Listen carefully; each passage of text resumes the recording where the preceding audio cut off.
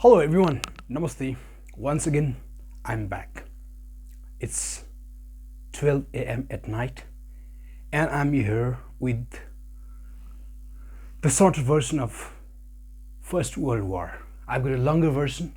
I've right now made the longer version of First World War, and this is the short version of the First World War. I don't want to talk much, just I would like to go to my topic. All right, the First World War, okay, which formally started on 28th July 1914 and it ended on 9 November 1918, and formally it ended on 28th July 1980. So to make you easier, all right, I've got one question, all right, and that is, what are the regions of the First World War? Describe any four of them. Okay, just we are going to this to just capture your attention. I've got this question: what's the regions of the First World War? Describe any four of them. This is very important for your exam purpose, so please pay attention. All right, the countries involved. Okay, so there are two alliances. The first was Triple Alliance, which is called Central Power as well. All right, in the Central Power there is Germany, Austria-Hungary, Italy, Ottoman Empire, and Bulgaria. And then there was another alliance, that was Triple Entente, that is also called Allied Power. All right, under this Allied Power were France, the UK, USSR, USA, Japan, Italy, Romania, Canada. You might get surprised that Italy right here also, Italy right here also. Don't get confused.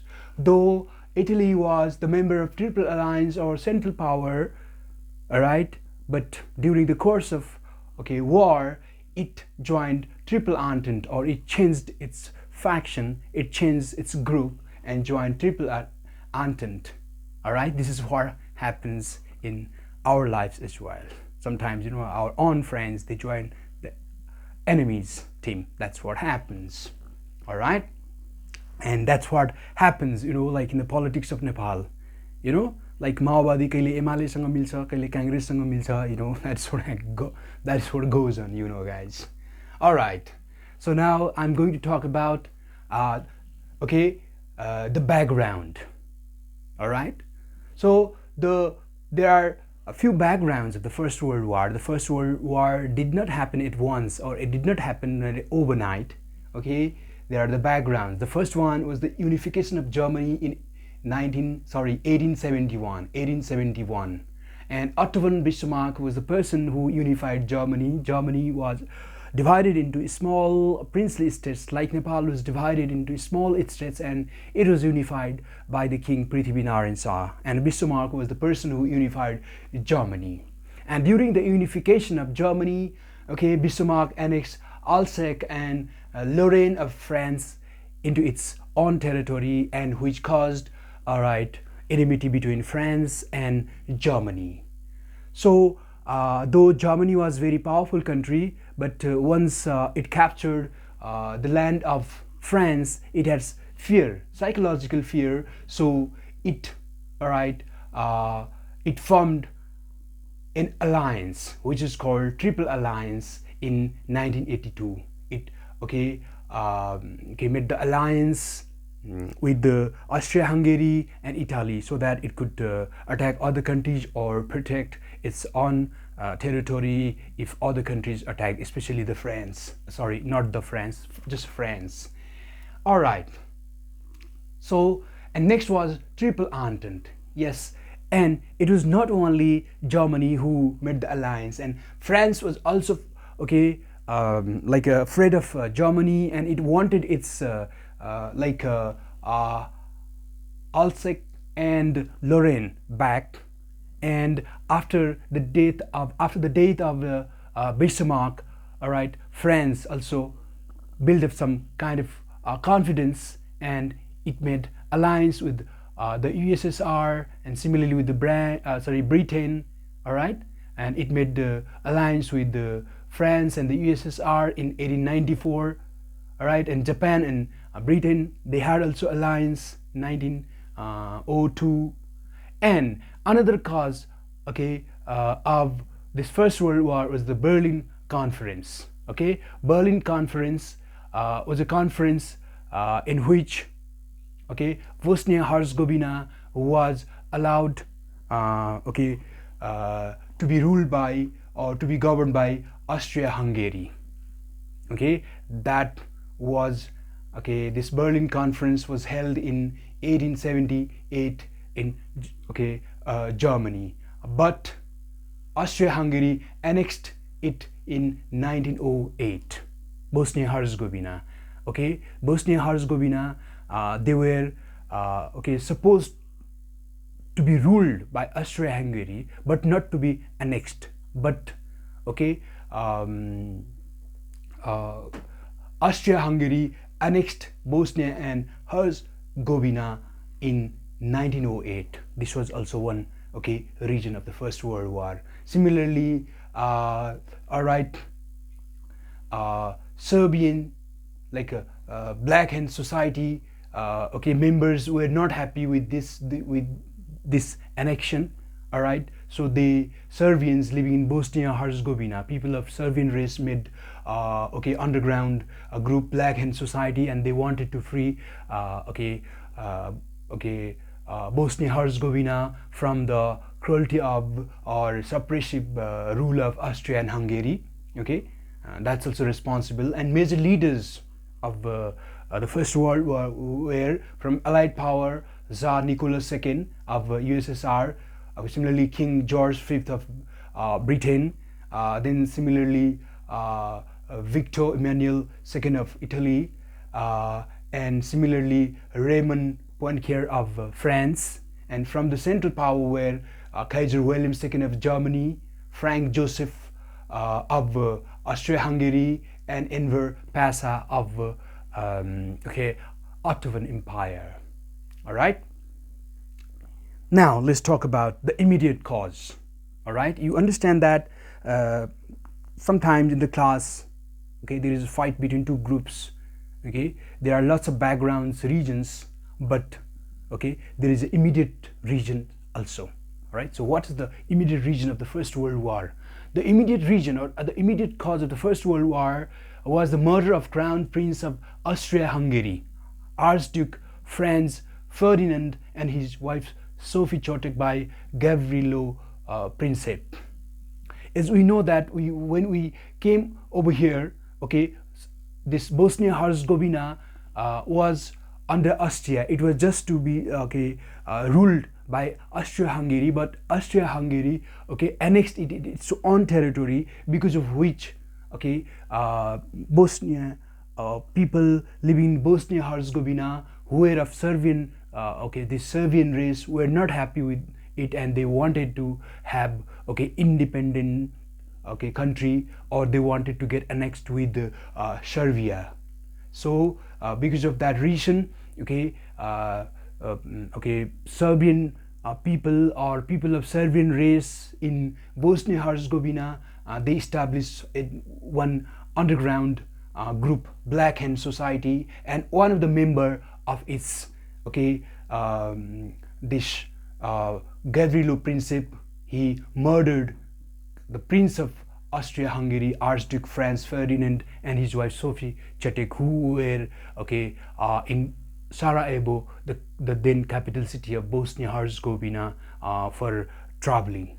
All right, and now we are here to talk about the major causes, and which is the major part of our answer as well. So major causes of, okay, the First World War. One is the industrializations. There was an industrial revolution in Europe. So for the industrialization, you know, those European countries, mainly like Russia, Germany, Italy, France, Britain, those countries, okay, needed lots of raw materials, all right, for the industrialization purpose, and they wanted, they needed the market also to sell their productions. Two things: they needed raw materials, and they needed the market to sell their products. So there was a competition. Okay, there was competition of grabbing the raw materials from like other countries, weak countries from Africa and from Asia Minor. All right, so industrialization is also one reason. And then number two, colonization and imperialism. Especially, I've already told you that Britain, France, the USSR, and Germany, okay, they were in the race of colonization, okay, to get the raw materials and to sell their products, okay, for their industries. They started colonizing, African and Asian minor countries, and they started to expand their territory. There was a race among those countries, and this was also one reason. And next was hostility between Germany and France. Germany and France, they had got a very long hostility. Okay, as Germany, German Chancellor Otto von Bismarck, he annexed Alsace and Lorraine of France. Okay, in 1871. Okay, Germany and France, they had hostility, they had enmity, okay, since 1871, and this was also one reason of the First World War. And similarly, groupism. This I've already told you that to protect themselves from enemy and to attack for the expansion purpose, okay, those countries, they were in the race of groupism, like Germany, Austria, Italy. Okay, they made this triple alliance, and similarly France, the UK, USSR, Japan, and Italy. Yes, these countries made triple entente or allied power. Okay, these groups. The sentiment of groupism was also responsible for the First World War. All right, and after that we have to, yes, the other reason was armaments and militarism. All right, so for the expansion of the country, for colonizing, and for all the purpose, and for protecting their own countries from the enemies, and for expanding their territories, they needed lots of armaments and militaries. So they were in the race of recruiting, like lots of militaries, and their countries were like like camps, not a country, like the camps, military camps. And armaments, they used to produce lots of like arms, military weapons, and they used to make lots of camps. Okay, there was a race among the countries. Yes, this was also one reason. And Jingoism was another region of the First War.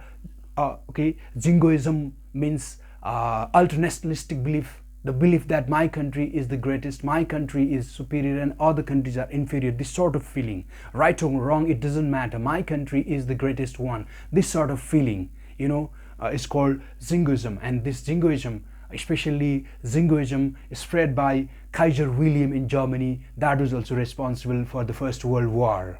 And newspapers, the propaganda and fake news spread by the newspapers then, that was also responsible for the First World War. The newspapers, they wanted to sell their news. They wanted to encast the nationalistic sentiment created by the leaders, political leaders, or the kings or emperor, and they spread propaganda and fake news, and which was also responsible for the First World War. Similarly, Kaiser Wilhelm II. Yes, Kaiser Wilhelm II is the same guy who said that मलाई दुनियाँको कुनै पनि मिलिट्रीसँग आर्मीसँग डर लाग्दैन, तर नेपालको army अनि कि गोर्खाले भन्ने बित्तिकै मेरो मुटु थरर काँप्दछ. Yes, the guy who said that I'm not afraid of any armies of the world, but I shiver, my heart shivers when I listen the names of Gorkhas. And this was the person, this Kaiser Wilhelm II. He was a very arrogant person.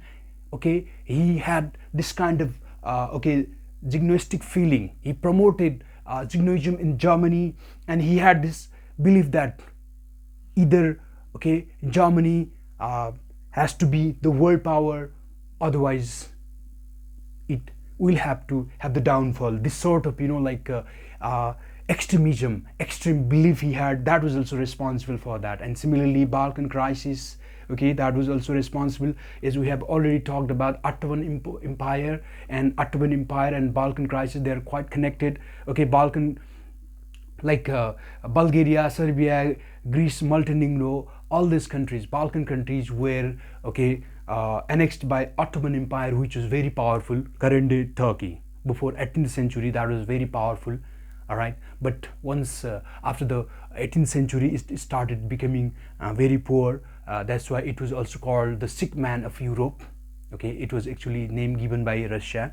it was like falling. It was getting weaker and weaker. As a result, the Balkan countries like Bulgaria, Serbia, Greece, Montenegro, those defeated this Ottoman Empire and established their own countries.